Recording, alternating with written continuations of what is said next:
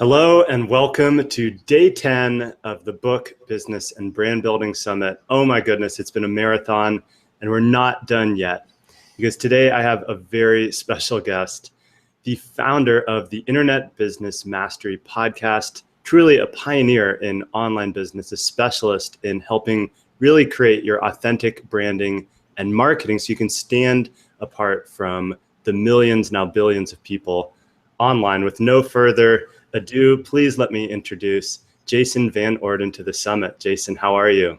Hey there, Jesse. I'm doing well. Thanks for having me here. My pleasure. Thanks so much for being available. I know you've got a crazy schedule and you're sort of running all over the place. So what a pleasure to get to have you here live on the air with us. Yeah, absolutely. Love it. And I mean, wow, I guess as a place to start, you've been doing this since like 2004, right? And yeah, I've been on a long time. I mean, man, have things changed. I remember back in 2004, I had my MySpace account with my band, and Facebook was still just on college campuses. I don't even know if podcasts existed yet because the iPod had barely come out. What has it been like to have been in this industry for so long and seen what I imagine in internet years is dramatic change?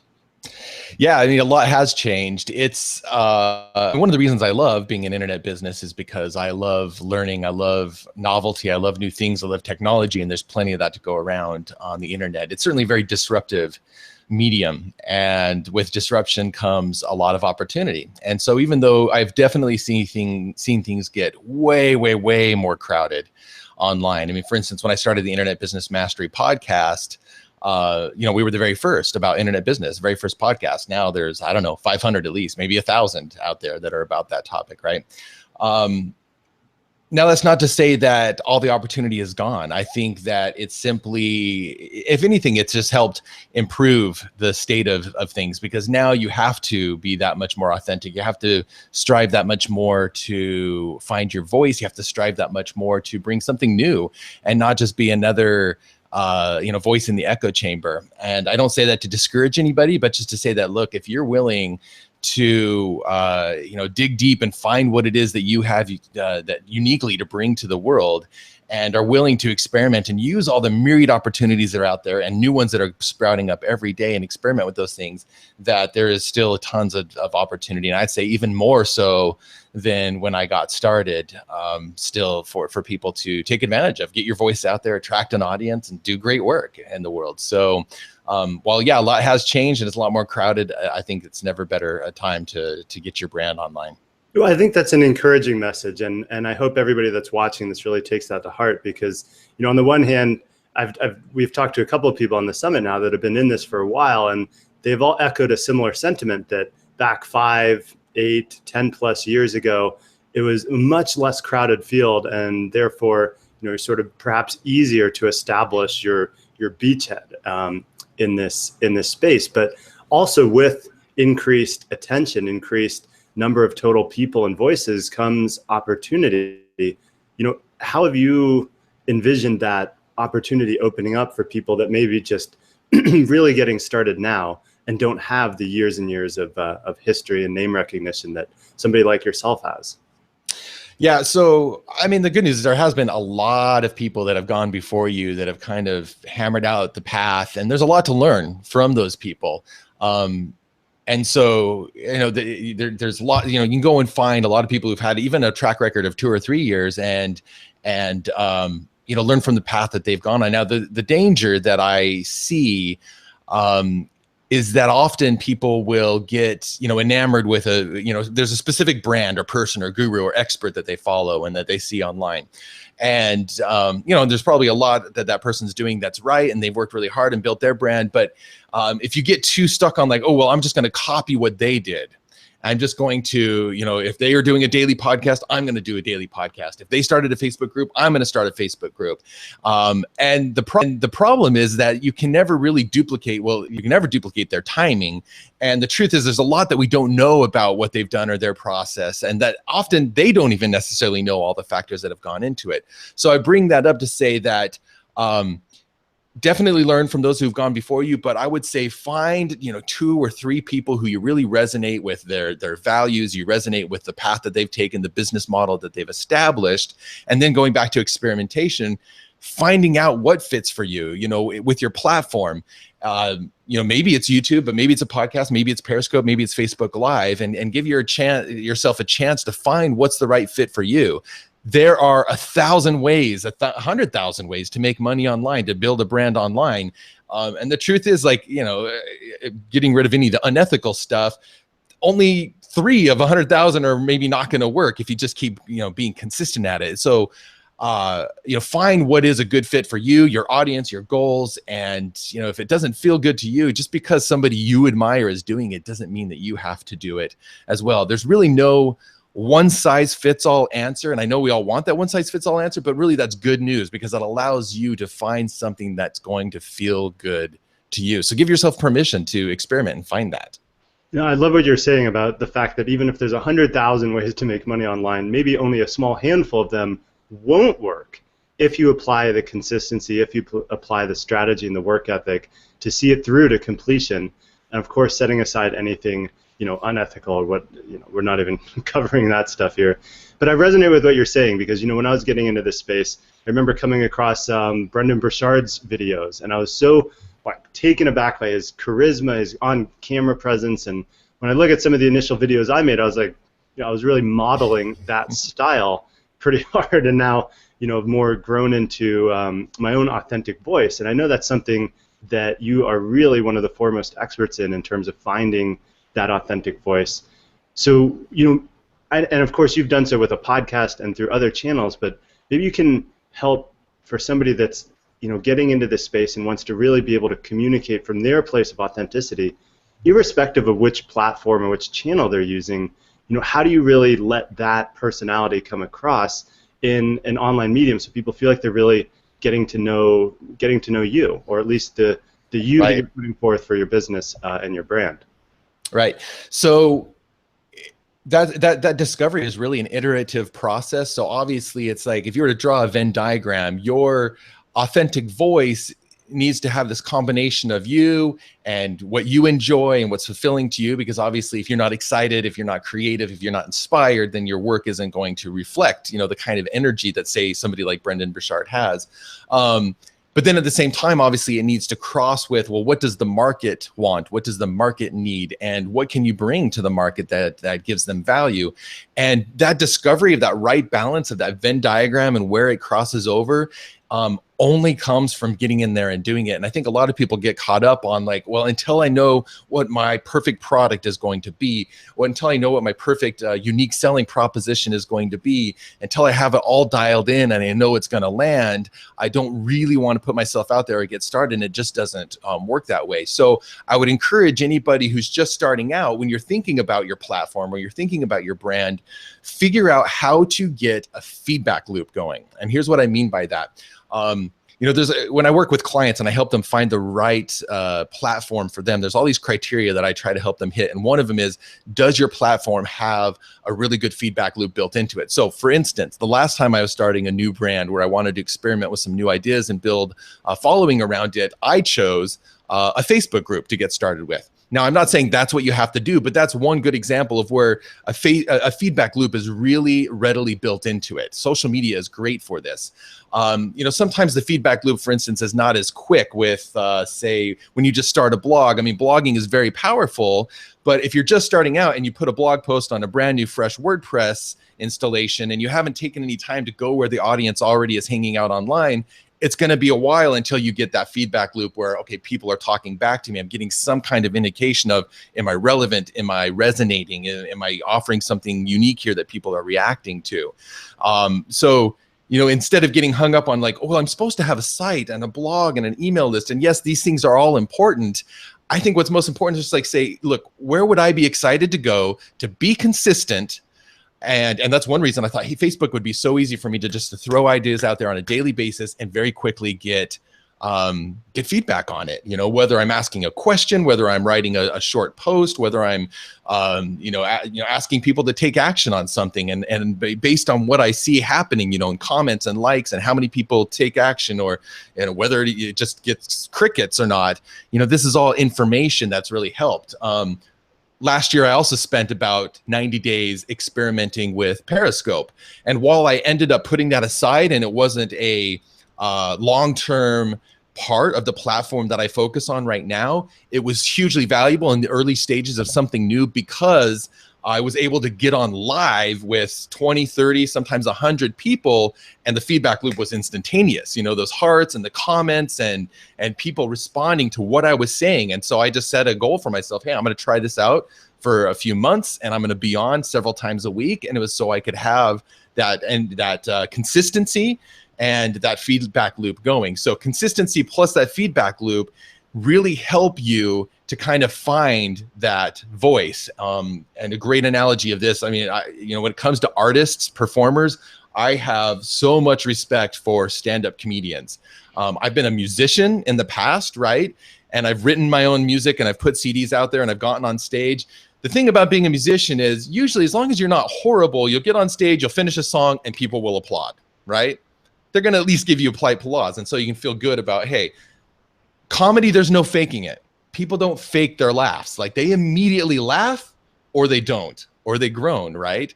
And so comedians, you can see, if you read, and I love like looking into the process of like a Louis C.K. or a Chris Rock, because they'll talk about that, finding their voice. They'll talk about getting up there. I've been and seen here in New York City, Louis C.K., in the basement, you see on his show, right, the Comedy Cellar that he sometimes does.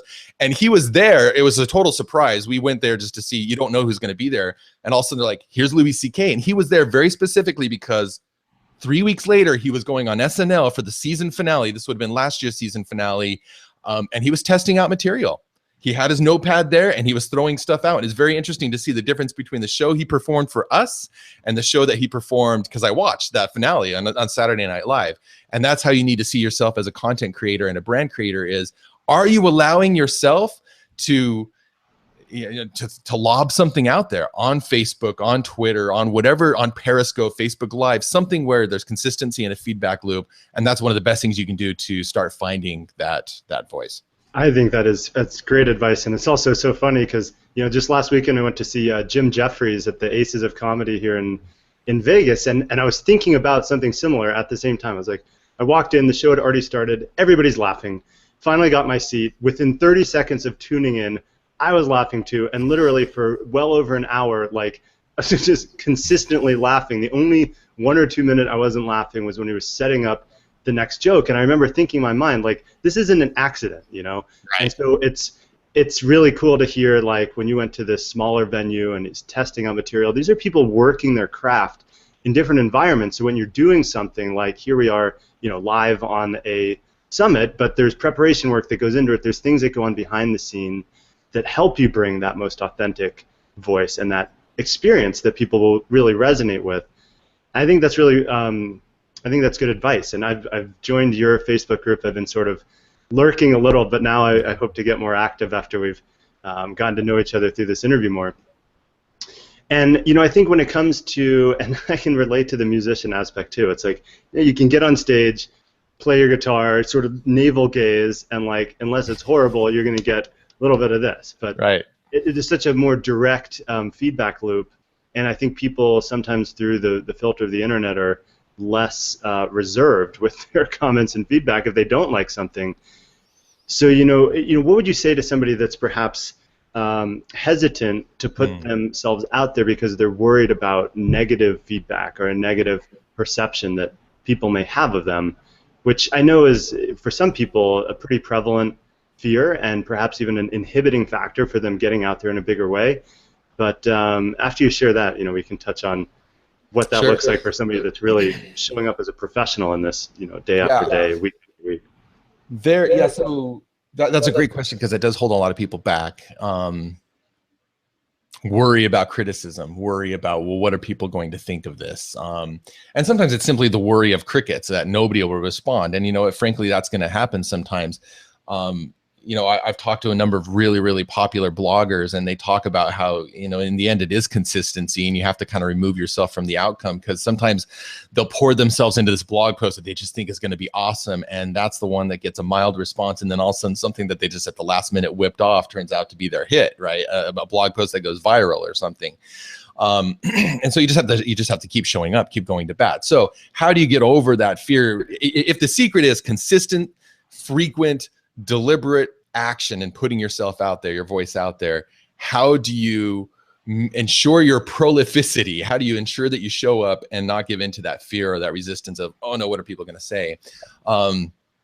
There's a wonderful video that I encourage everybody to watch. If you just Google Brene Brown, why your critics don't matter, I think it's something like that is the video. It was done at the 99U conference. A lot of people are familiar with her Brene Brown, the Brene Brown's TEDx or TED Talk, which is also excellent, but this one is specifically about criticism. And one thing that she says in there, she gives the quote from Theodore Roosevelt about being in the arena, and the person that matters is not the one that's sitting on the sidelines, you know, throwing their criticism down at you. Whenever I get a piece of feedback, one of the first things I ask myself is, you know, is this really a source that I need to consider? Because often the people that matter are not the ones that are, you know, sitting on the side projecting their own fears on you and what you're saying. Really, what I want, there's only a very small handful of people that I really take feedback from, and so it's those people that I know that they have my best interest in mind, like they actually understand what I'm going for. And so, you know, I can trust the feedback that they're giving me, whereas often people are speaking to what they think your intentions might be, and it's completely missing the mark because they really don't know. And so it's more a reflection of what's going on in their own mind. So just ask yourself, like, really, does this person actually have my best interest in mind? Is this person in the arena doing stuff as well? Are they trying to put themselves out there? You know, if it's a customer or a member of your community that has been sticking around and has given you positive feedback in the past or engaged with your stuff, and now they're going, hey, you know what, that thing that really wasn't you or that really missed the mark, you know, then of course I'm going to take that in. This is somebody who's stuck around and actually shown that they have an interest in what I'm doing. So I know that's easier said than done. You know, part of that is developing a thick skin a little bit over time. But, you know, often, I mean, Brene Brown's a great resource, but often if you sit down and you just like journal too, like you really have a harsh reaction to something, whatever you do, don't comment back, don't email back right away. That's a bad mistake, right? If anything, you know, just open up a fresh Evernote or a fresh Word document if you need to get something out. And sure, maybe write it as a letter to them or a comment back to them, or maybe just write it to yourself, free write out there, get out what you're thinking about. And usually that's enough to kind of diffuse any hot reaction. But mostly it's about being really selective about and clear about who it is that it's worth listening to, and who it's just like, you know what, that's more about them than it is about me. Yeah, no, I think that's great advice. And, you know, even while you were talking, I linked up Brene Brown's Why Your Critics Aren't the Ones Who Count video. I think that's what you were mentioning. Yeah. And, you know, one of the reasons I asked is because it's almost, I wouldn't say a trick question, but it's something that gets in people's heads and actually prevents them from taking action to begin with. But really, in my experience, and I think a lot of people I've talked to have echoed this as well, is it's not as big a deal as we ever make it out to be in our own minds. And, you know, I personally, if I get criticism, I'll apply the same filter. Is this somebody whose opinion I really care about? But then I usually use it as an opportunity to be my most polite self. Like, I mean, even in the course of this summit, somebody wrote and said, you know, you know, when you use the word "hey," like "Hey, Christine," with an exclamation point, there's no way you're ever going to get my business. And then he's like, come on, grow up. And I wrote back, I was like, hello.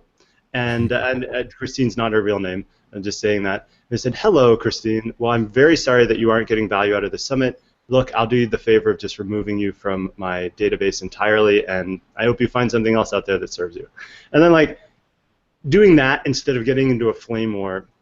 And really, we don't need to chase this topic down too much further, but I guess I just wanted to point out that, you know, that inhibiting force, that voice in our head that says, you know, who am I to talk about this, or what are people going to say and think, usually ends up being dwarfed in comparison to the amount of positive feedback, positive encouragement, support, and transformation that you enable in people's lives. And I try and encourage everybody to focus on that to the greatest degree possible. Yeah, focus on being generous. There was a wonderful quote I came across from Seth Godin recently. He said, your generosity is far more important than your perfection. And often we get stuck in a perfectionist loop because we want it to be beyond reproach. And A, that's just not realistic. And B, you'd be whitewashing your voice. And so when I was like, yeah, you know what, that's true. It's like, if I focus on wanting to just be generous and put good stuff out there and focus on the people who are benefiting and appreciating it, then I can stop worrying so much about, the people who might be detractors or whatever. Yeah. So. And people are really feeling what you said about having a feedback loop. A couple comments saying, I love this agile approach to testing your business and message. Lane said, a lot of people get caught up in the hearts and likes of, their social media and may have 100+ followers on Instagram, but no real business. I mean, do you ever see, or have you ever personally struggled with, something that borders between vanity and, a real community in terms of the feedback, the encouragement and support you get, especially on some of these newer platforms that are so dynamic in terms of giving you real-time input? It may feel great, like, oh my God, I got 100,000 hearts from this broadcast, and then you're like, and I have no clients. Right. And maybe that's not the exact scenario, but it does happen to people having that feedback loop. Right. Into real business. I guess the thing to be clear about there is, yes, you want to make money, but you also want to have an impact, and so understanding what that means to have an impact in people's lives. I mean, it is very easy to get stuck in the vanity metrics, especially if you compare yourself to others, and that's a dangerous, slippery slope to fall into. I still fall into it sometimes, but while I don't like to focus too much on just, how much money am I making, that is one important metric to look at, especially if you're trying to run a business. So it's like, yeah, if you do have 100,000 Twitter followers, or let's even bring it down to something maybe more relatable to some people. If you've got 1,000 people on an email list and you're not making some kind of consistent money, well, then maybe you're getting caught up in like just doing the things that, feel good, and so they, it feels like we're doing something and stirring some stuff up and making people's lives better. But when people actually put money on the line and pay you, like, that's when you really have an opportunity to transform their lives. It's just the way it works, right?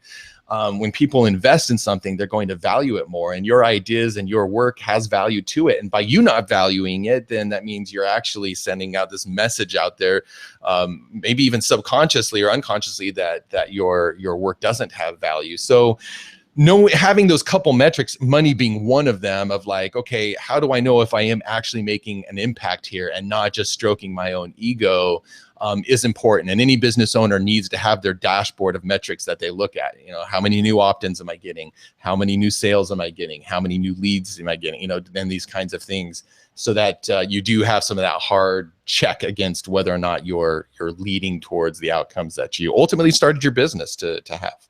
Yeah, and when you mentioned that Venn diagram, the image that came into my mind, I'm curious to see how you envision this for your business, is sort of like, creativity on one circle, commerce on another, and community, and like where those overlap. On the creativity side, it's like, what do I want to create next? What do I want to bring into the world? And the community is, okay, who's going to participate with me in that? Who's going to feedback and engage and become active in that unfolding?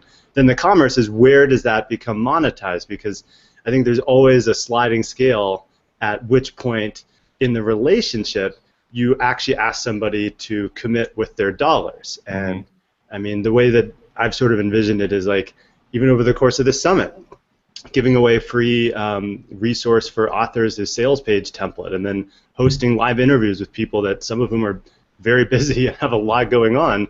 And throughout the course of it, there's a relationship building, but there's a specific point or a few points where you're saying, okay, if you want to step that up to the next level, then here are some ways to do that have a price tag. And I'd love for you to speak to, from your experience and all the people that you've talked to over the years, how do you envision that customer progression? Maybe customer is not even the right word. The relationship with people in your audience, and at which point you're asking them to commit to something that has an actual price tag and a business value to it.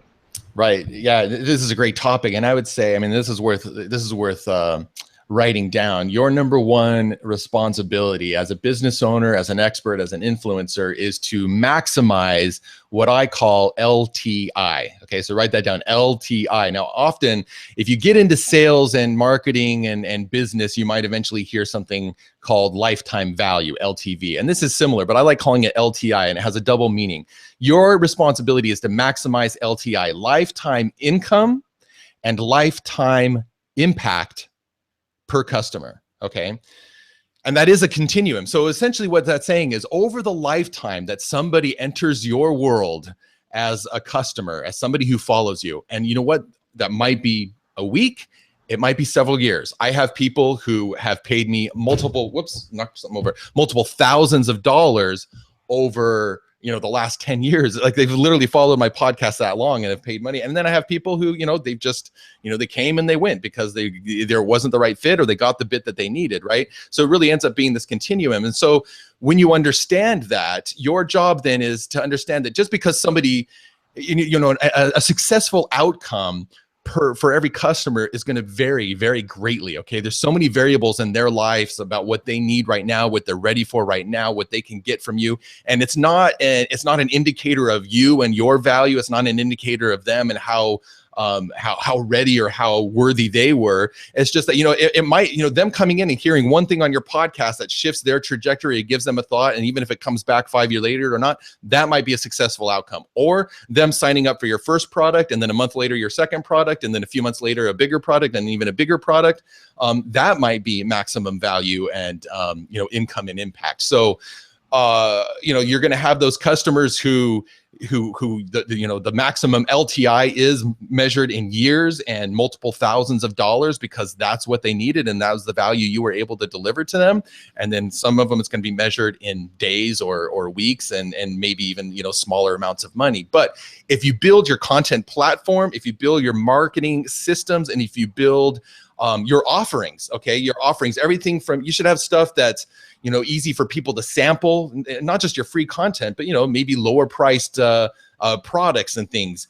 And this is, you know, this is like an exponential. I think you should have a ratio as much as 1 to 1,000, or even 1 to several thousand. What I mean by that is, you might have a product. In fact, I do in one of my businesses, I have a product that's $7, and I have a product that's almost $7,000, right? So that's quite a ratio. And some people only ever get the $7, and then we have some people who take all the way up to the $7,000. And if I offered something else, they would probably buy that too, because they continue to get value.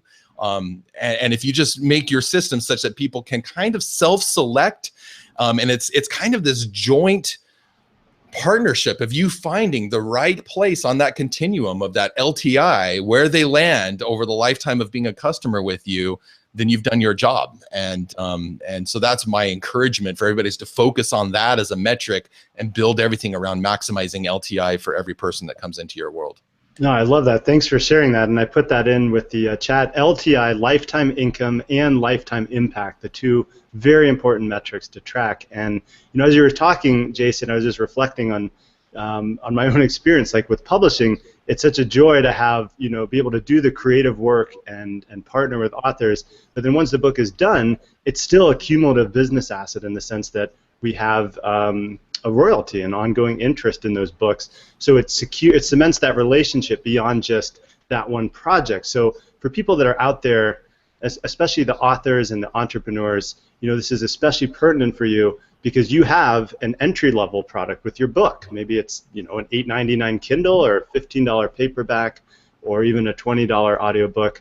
But that shouldn't be the end of it. And of course, that's the premise of the Book Business and Brand Building Summit, is what are those next steps, not measured in terms of the price point only, but in the impact that you can deliver and the continual experience that you provide to your customers, where they can, as Jason said, self-select into going further with you. Mm-hmm. And I think that's really a foundation for a strong and sustainable business. Mm-hmm. Anything else you want to add on that? Because I think it's a really important topic, especially so for authors who, some of whom think, you know, oh, if I just sell more books, right, then all my problems are solved. Maybe, but if you also have something at a few $100s and a few $1,000s that's paired with a deeper experience that you provide with your customers and clients, then you stand to gain a lot more without doing an exponentially more work. Right. So yeah, here's what I would say about that. Like if you want to be a recognized expert out there for your ideas, and you're trying to maximize how much money and impact you can have with your ideas, and you're focusing on building out that brand that'll allow you to have that bigger reach and allow you to reach more, have a bigger reach, have a bigger income for you, bigger opportunities for you.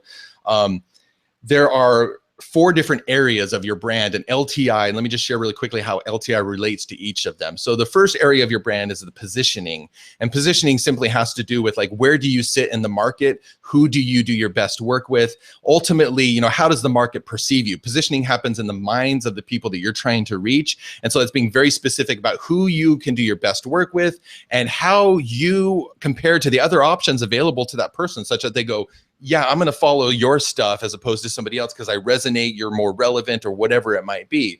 And so if you're maximizing LTI, you actually are going to be more and more specific about who you want to work with and okay with letting other people go, because you want to only work with those people that you can maximize and do your best work with and really move the needle.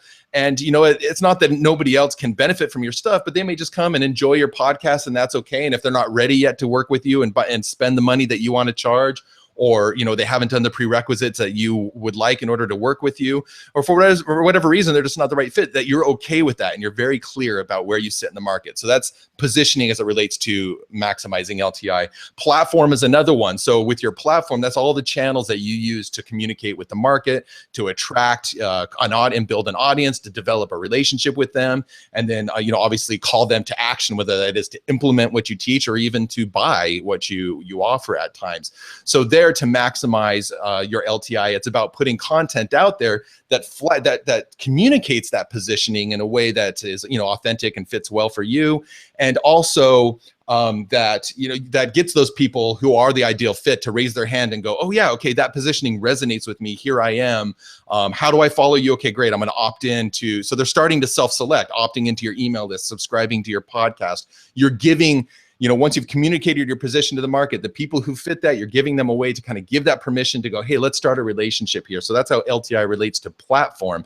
And then there's the packaging of your knowledge. And I kind of already said, look, you should have a spectrum. You should have a 1 to 1,000 or more ratio, not only in price, but in size and access that people get to you. If people buy your book, they're getting access to your ideas, but they're not going to be calling you on the phone. They're not going to be emailing you. And that's okay. This isn't like an elitist thing. This is how you maximize your LTI. It's like, look, as people move upwards and are willing to spend more money, typically what they're spending more money on is increased access to you. So LTI, as it relates to packaging, is having that diverse set of things, everything from like the group coaching to maybe the one-on-one intensive masterminds, events, whatever you might want to put together, down to the little ebooks, down to whatever that people could, are the introduction to your world. So that's how LTI relates to packaging. And the final is kind of what I call the process or the path that people go through.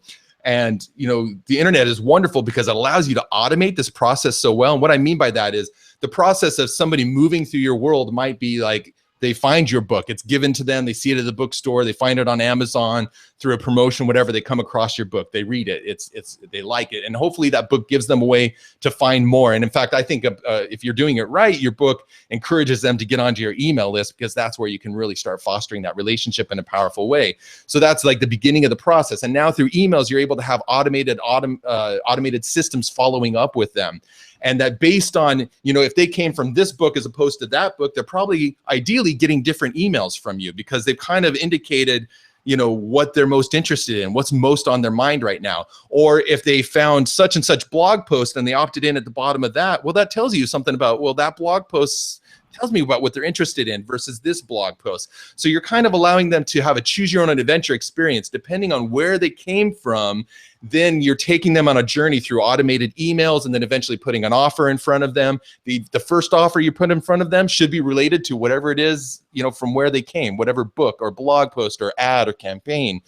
So having a process that maximizes LTI is about having the systems that allow people to kind of self-select and guide through your world, such that you are ideally putting just the right message at just the right time in front of just the right person, and then giving them just the right offer, at least to whatever degree you're able. Now, I don't want to make that sound like it's a huge ton of work. It does take time to build it up. Here's the truth of the matter. You probably have, this idea of a customer avatar. I don't know if that's come up on the summit all, but it's like, that representation of your ideal customer. You probably have 4 or 5 of those, really. And what I mean by that is, each of those 4 or 5 kind of have a different conversation going on in their mind, a different thing that's they think that they need right now, the reason they're going searching online, the reason why they might be picking up the book, the reason that's sending them looking for something. Ultimately, it might all lead them to the same course or the same outcome, but you got to meet them where they are at first. And so if you can just identify kind of 5 buckets or 5 avatars or 5 starter points, and then create a process or path that then guides people through the packaging that we already talked about, using that platform that we talked about, based on the positioning that we talked about, that's how you're going to maximize LTI. So LTI influences positioning, it influences platform, it influences the packaging of your ideas, and it influences the process by which you guide people through that spectrum of offerings and through the world that you want to take them into. And that is solid gold. I mean, thanks so much, Jason. And even in the course of the summit, there's people that have written back and been like, I watched that presentation 3 times and took 10 pages of notes. And like, I think what you just delivered is something that people, and even myself included, will want to go back and think about, how does that really fit into both the business that you're developing and where your book can lead people further into your business and brand, your community, and the way that you engage with them. Maybe just to give a little context or a specific to that, with relation to this summit and how I've visualized that progression is like, at the very front end, we were giving away just a book sales page template. It was something a lot of authors had indicated that they wanted. They're not very tech savvy perhaps, and they just want something that looks good and they can get up. So that was our front end offer. And it was like, oh, and by the way, you're welcome to join the summit too if you want. So maybe they do, maybe they don't. They just wanted the template. And then over the course of the summit, you're presenting different ideas, different perspectives, getting inside other thought leaders' heads and being able to engage with them through these. People are saying definitely going to be rewatching this episode. But over the course of, as that relationship progresses, like you were saying, just being out there lets people start to self-select, is this the person that I want to work with at a deeper level? And in total transparency and truth, that's my intention here too, right? I'm trying to put myself out there in a way that's both additive, that's giving value, and letting people know, hey, if you want to go further, this can be, your book on the wall behind me, but that's a different level of engagement and experience than it is tuning into a live broadcast or even getting an all-access pass to the summit to be able to watch this stuff over and over again. So the different gradations of experience really are paired with the deeper level of engagement and access, whereas, if I'm publishing and working with an author, they have a way to get on my calendar whenever they want. And that's not something that the majority of people can say that are just tuning into like a video training series or even in the course of a summit, even though I'm trying to be as accessible and interactive here as possible.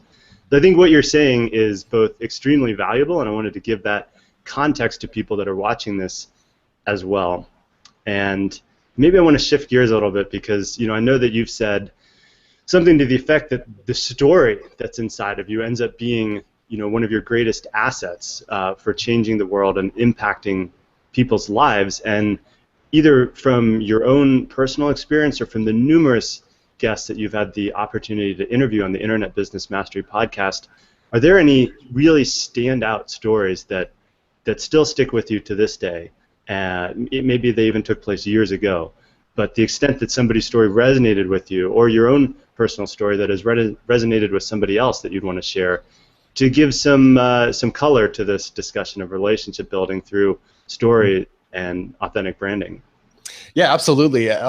Story wraps up so many powerful things when it comes to wanting to be a person of influence and impact in the world. And so crafting your story is, going back to that positioning piece that we talked about, your story is one piece of that positioning. And one of the goals of having the right positioning is standing out in the marketplace. And we talked at the very beginning about how things have gotten a lot more crowded online. It's gotten a lot more noisy.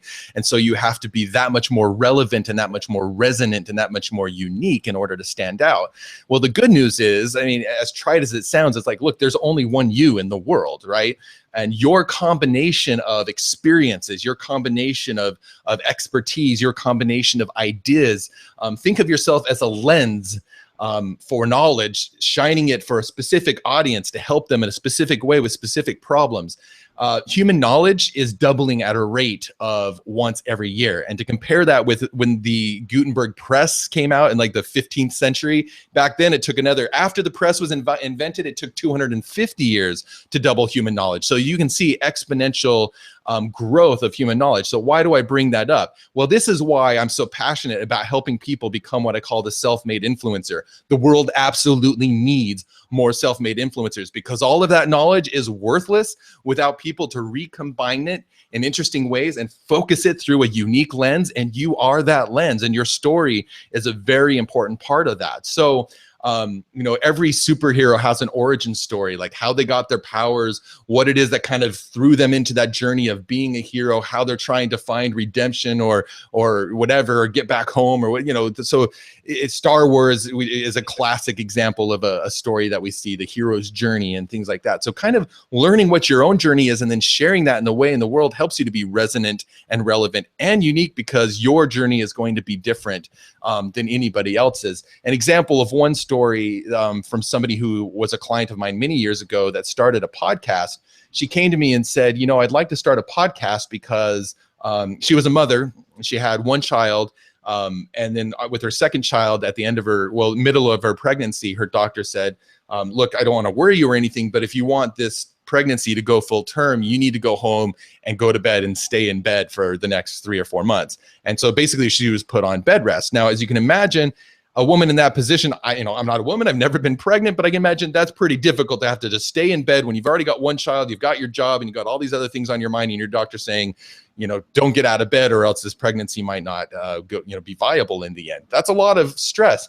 She made it to the other side of this experience, and thankfully, the child was very healthy, but it was a hard experience for her. She found there were very few resources. She had lots of questions, wasn't finding answers to them. Even the doctors were kind of woefully equipped to give her the answers that she needed. All these questions about how to stay fit, about how to stay sane, are there any kind of help or support systems? And so she said, look, I went through that difficult experience and I want to tell my story now. So podcasting seems like a good way to do that. So I helped her launch a podcast back in 2008, the Mothers on Bed Rest podcast. Fast forward a couple years, and she was getting emails from women in places like Ireland, in places like Oman in the Middle East, saying, thank you so much for sharing your story. And even at one point, one woman emailing her and saying, look, I want to thank you for saving my child's life, because I really don't know if I would have made it through this experience without knowing that somebody else, had been through it as well and made it to the other side. And then all the knowledge that you were able to share with me based on that experience. So simply by now sharing her story and being a lens to shine through all this knowledge that she had been through and also was continuing to discover, and putting it together in a way that she knew would resonate and be relevant to her audience, because she was her own audience. Her audience was her in the past, her own experience in the past.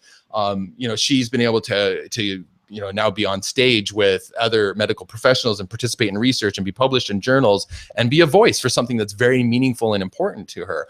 And really, that's where we're all going. And that's the power of our own story if we choose to get out there and share it with the world.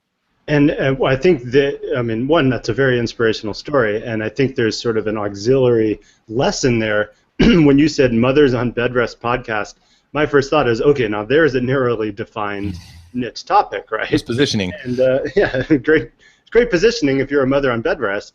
And then, of course, many people also have the voice of like, well, I want to reach the broadest audience possible.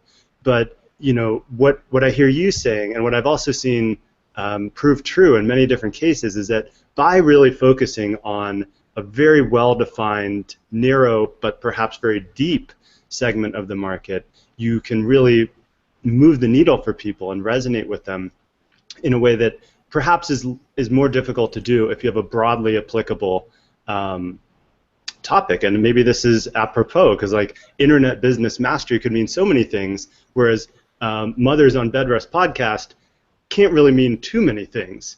Where do you see that spectrum of like broadly applicable general use knowledge that many people can latch onto through a brand versus something that's speaking to such a narrow segment, but also has the potential to actually, in this case, save lives and resonate with people on a very deep level? So yeah, so you got positioning, and you communicate through that positioning through your platform. And certainly the name of your business is one piece of your positioning. Your tagline, the look and feel of your website is part of your positioning. The voice in your content is part of the positioning. The headlines that you use for your blog post is part of your positioning. I mean, these are all little things. These are all things that your prospective prospects are looking at, go, is this for me? And making a judgment very, very quickly, yes or no.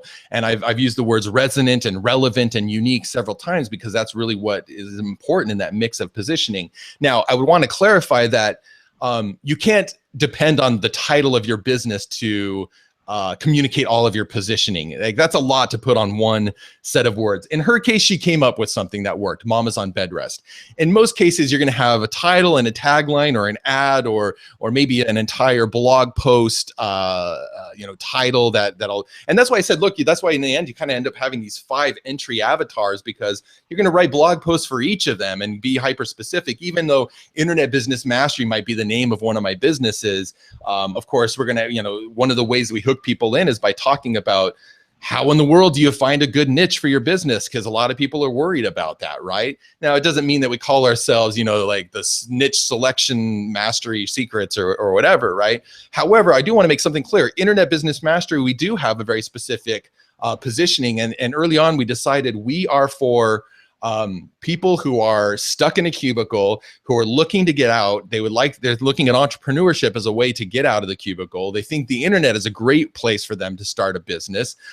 They've already kind of made that decision that they think that that's what they want to do, and now they're just looking for help for that. And they're mostly beginners just starting out. So that is to say, we're not teaching digital marketers at Fortune 500 how to market.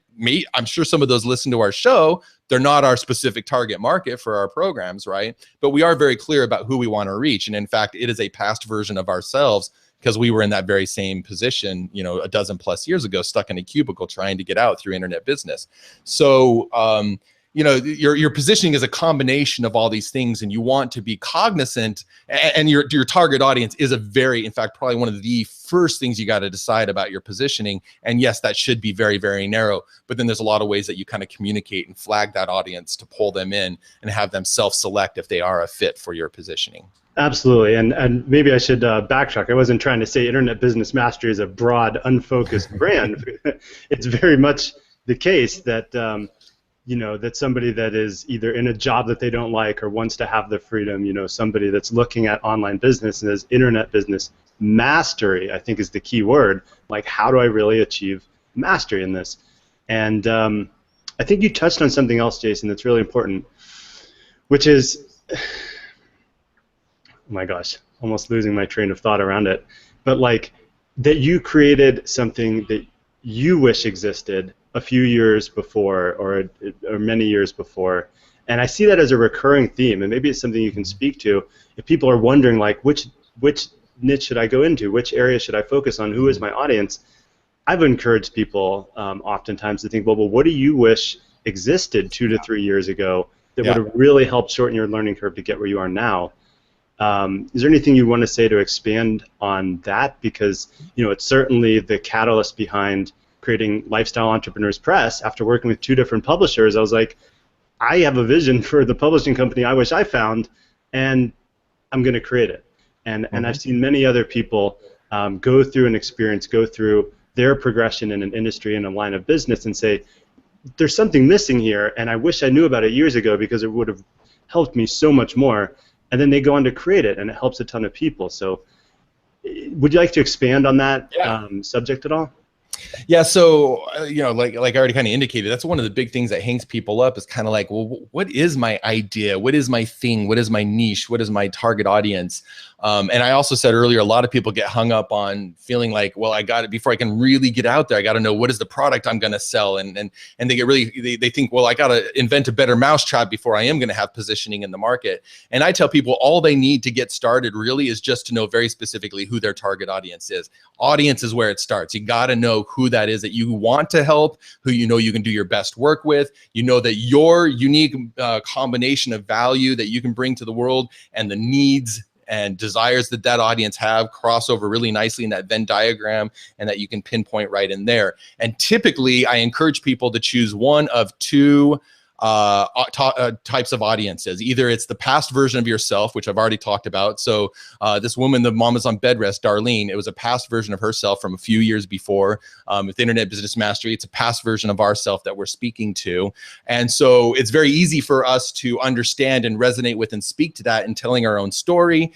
We've been there, and we can, and we often still do our market research and survey and interview to refresh our minds. 12 years ago was, after all, a while, but I can remember very clearly, very specific experiences, and I share those, and immediately our audience resonates with those experiences that I've had because they see themselves in those experiences as well. So there's a lot of advantages to targeting that past version of yourself, and often it is that past experience that has incited us or inspired us to create the work that we want to create. The second kind of audience is what I call the present version of yourself, and this is kind of where you are taking people along on a journey with you, or you're reporting on something that you are in the act of figuring out or finding out more about right now. I've seen a lot of people launch entire brands doing something like a summit, like you're doing right now here, Jesse, because maybe they're just getting started and they're still establishing their own knowledge and expertise, but they've chosen a topic that they're really passionate about, and they bring together experts and they kind of aggregate all of this information. And that's a way that they're able to then start establishing their brand and building a following around that.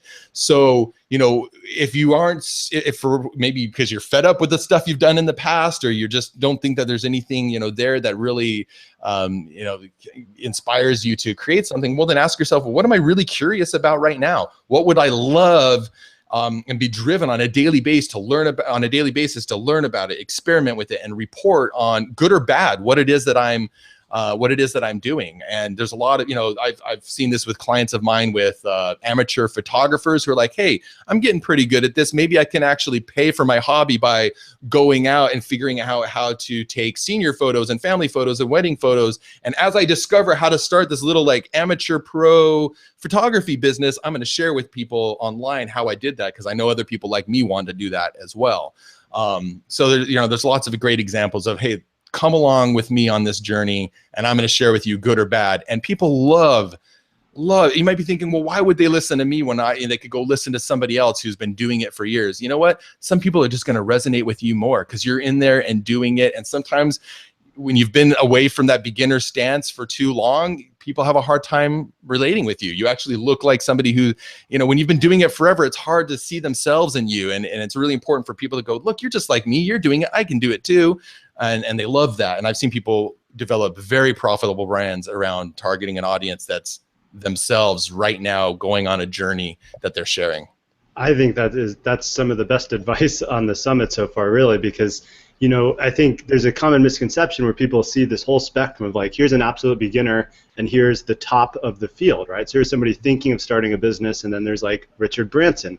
You don't need Richard Branson to be your personal mentor to get you going in your first business online. Rather, somebody that's a few years ahead on the path that you want to travel can be your best resources to learn from. And as you're moving down that progression, the people that are just a few months or years behind where you are, or even pacing along with you, can become your best customers, your most engaged fans. And it circles back to what you were saying earlier, Jason, about LTI. I mean, if you're going through, as you said with the photography example, and saying, look, I'm ready to take this hobby and turn it into a profession, and I want to share that with you and bring people along for the ride.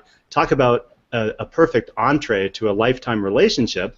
They can follow that progression for years. And if ultimately you attain some level of prominence in the field, how much more are those people going to resonate with you? If they say, I remember from his first month online, and followed him through to now, he's photographing the Rolling Stones or something like that.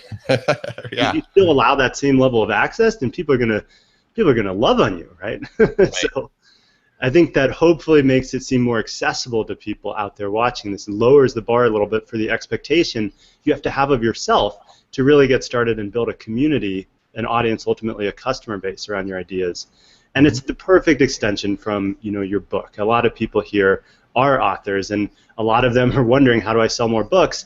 Well, I think if it's not been made very clear through what Jason's talking about, what I've been sharing and reiterating, it's through engaging with people based on the ideas, the principles, the practices that you have in your book, if it's nonfiction, or building community around it if you have serial fiction novels, or if you're writing for other specific genres. It's not just about where do I sell more books, it's how do I engage with people around the ideas in those books and bring them along on a progression on their own learning curve or following yours. And I think you really hit the nail on the head with that. So, time sure does fly when you're having fun. And, as we start to bring this exciting interview to a close, I'm wondering if you have any thoughts on what's coming next. I mean, you've been in this for over a decade. You've seen a lot of changes. Technology isn't slowing down, and yet opportunity continues to abound. What do you see from your position now, Jason, looking forward over the coming years that you're most excited about? What am I most excited about? Well, it's fun seeing a lot of the new platforms that are always coming up. And I know it can feel like, sometimes uncertain, something pops up and everybody's buzzing about it. And is it going to go somewhere or not? Right now everyone's really excited about Facebook Live, for instance. And, going back to what I said about experimentation, first of all, don't feel like just because everybody's buzzing about something that you have to go and do it, right? So this is just kind of some guidance, like whatever's coming next. Beware of that comparison and that FOMO, because like I said, there's 100,000 ways to make money online. You got to find the one that's right for you. That said, going back to the theme of experimentation, if it speaks to you to start a Facebook group or try Facebook Live, give yourself 60 days, 90 days to experiment with it and see where it goes. And it's not the end of the world. I mean, I'll tell you what, like 10 years ago, it would have been like, no, I can't possibly start something if in the 90 days, I'm going to go like, well, that thing I started, nah, we're moving on. It was like, oh my gosh, people would think I was like, dumb or something. But you know what? People aren't paying that much attention or even if you just come out and say like, oh, you know what? I decided. In fact, I did that with Periscope. I just came out and said, here's what I found. Here's what was good for me. Here's what was bad. Here's what I recommend if you want to do it. Anyway, I'm moving on to something else because this is why I think it's a better fit. And everyone's cool with that. So just a bit of advice about whatever is coming next, how you can kind of like flow through that. Beware of FOMO, be willing to experiment, and whatever you do, find something that you're going to enjoy, and don't just like compare yourself to somebody else and go like, well, I got to do Facebook Live because they're doing Facebook Live, because that's going to, really start eroding at your motivation, your inspiration, your creativity. Again, you got to be consistent, and it's hard to be consistent if you're not actually excited about what it is you're doing. Everything from the ideas to the platform and, everything in between. I think that's really good. I mean, it's more than saying, hey, I'll try this for a week, and if it works out, then I'll make it my business. To try it for like 60 days or 90 days, apply some level of consistency to it before you can actually evaluate, is this something I want to integrate as a more permanent, ongoing fixture of my business? I wish I'd been willing to do that more. I really did. And I'll tell you what, the funny thing is one of my biggest businesses started as taking a chance on podcasting, which had no proven track record. Right now, you might be going, oh, of course, everyone loves podcasting now. This was 2005. Google didn't even know what podcasting was when I typed it into the search engine, right? So there was a first mover advantage there. So you never know when you might end up all of a sudden hitting that thing that does start exponentially growing your brand. So that's why I think it's worth reserving a bit of your bandwidth for those experiments and being willing to, chuck them if they don't work or write them out if they start hitting. Nice. And people are loving this. Seeing that definitely one of the best interviews of the summit. By far one of the best ways I've ever heard to create and define my customer avatar. Josette is saying this is really good information. Wasn't sure where to start, but this has given me some really good insight and just a lot of appreciation and praise for your contribution here on the summit, Jason. I'm so glad. And thanks so much. I mean, is there any place that you'd like to steer people to? I mean, of course, listen to the Internet Business Mastery podcast, but anything else you'd like to share or invite people to? So, I mean, a lot of what I've been talking about here, Internet Business Mastery Podcast is great. Like I said, when you're first starting out and learning the ropes online, a lot of the work that I'm doing right now with clients and consulting and the book I'm writing is about these frameworks of like the positioning and the platform, the packaging, and I'm pulling all of that stuff by looking at the top influencers in a wide variety of niches to find out, okay, if there's not a one size fits all answer, at least what can we pull from these different people and kind of build a framework so that you can kind of like Think and Grow Rich. You can take all that wisdom and go, okay, now I'm going to apply it in this way that fits for me. So if that's something you want to follow along with my journey as I'm researching and studying that, writing my book, putting these new frameworks out there, by all means, I invite you to go to jasonvanorden.com. I'm redoing that website. Get on my email list. I'd love to share with you, my continued findings that, if any of this stuff's resonated with you, then let's continue that connection. I love it. And I know it is resonating with people. And we'll make sure to link that up so everybody on the replay can pop over to jasonvanorden.com. And of course, Internet Business Mastery Podcast is not hard to find. Jason, thanks so much. I mean, I know that you have a busy schedule, and I just appreciate you taking the time to come on here and share your perspective with the Summit audience. Not a problem. It's my pleasure. I'm really passionate about this stuff. Hopefully that shows through. And so it's been my pleasure. Wonderful conversation. So thank you for having me, Jesse. My pleasure. And thanks, everybody, for watching this interview on the Book, Business, and Brand Building Summit. We are barreling towards the close. 1 or 2 more interviews left, and then we are going to wrap this up. I hope you've been having a fantastic experience, a learning experience, a community building experience as well. We'll see you on the next broadcast. Take care and talk soon. Bye, everyone.